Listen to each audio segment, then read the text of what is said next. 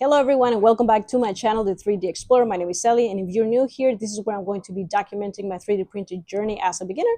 And in today's video, we're going to talk about 5 mistakes that I have made so far as a beginner. So stick around. Mistake number one is not buying enough filament. When I bought my P1S combo from Micro Center, it came with 2 PLA rolls of about 250 grams each. And it also came with a PETG roll, 250 grams as well.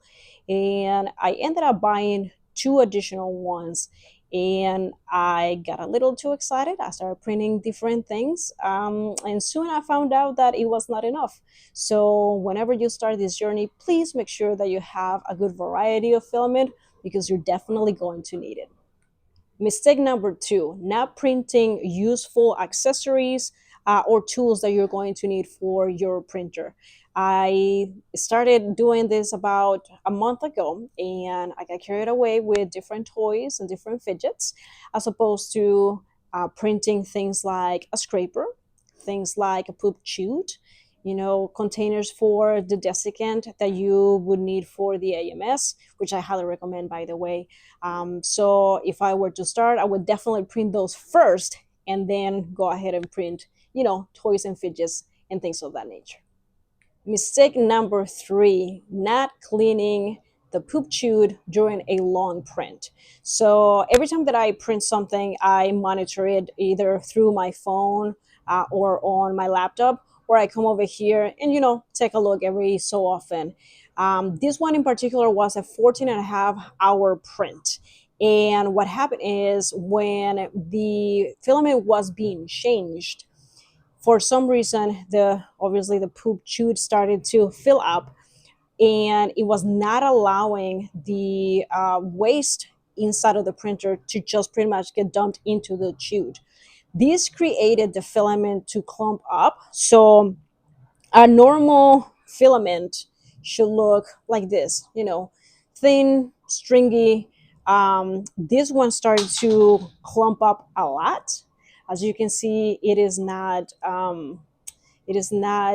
as, you know fine as this one is. This one is very clumped up, and so this was actually getting stuck in the nozzle, and it was not allowing it to move. I was able to identify the issue right on time before it started to knock things out or start to affect the actual nozzle.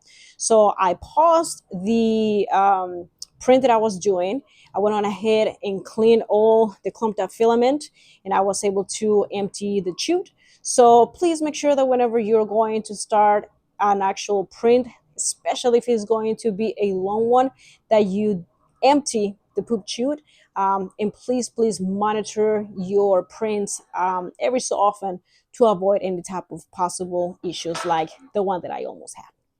Mistake number four is not buying necessary equipment that you're going to be utilizing, such as a filament dryer and also storage containers for your filament. And I know that this is a topic of discussion. It all depends on the level of humidity at home or wherever you have your 3D printer.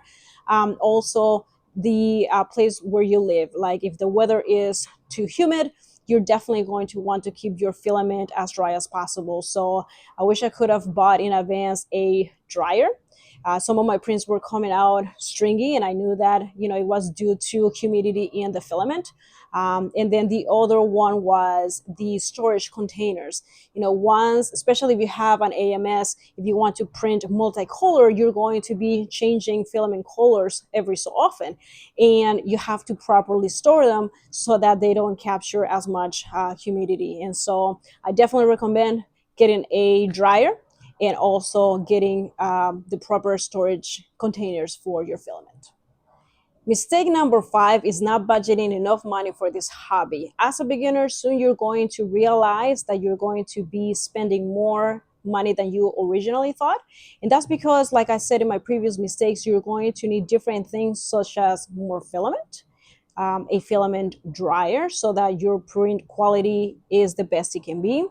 Also, the storage containers, right? Whether it is bags or actual plastic containers, you're also going to eventually want to print more intricate designs, and that might require you to actually subscribe to someone, a designer or multiple designers, right?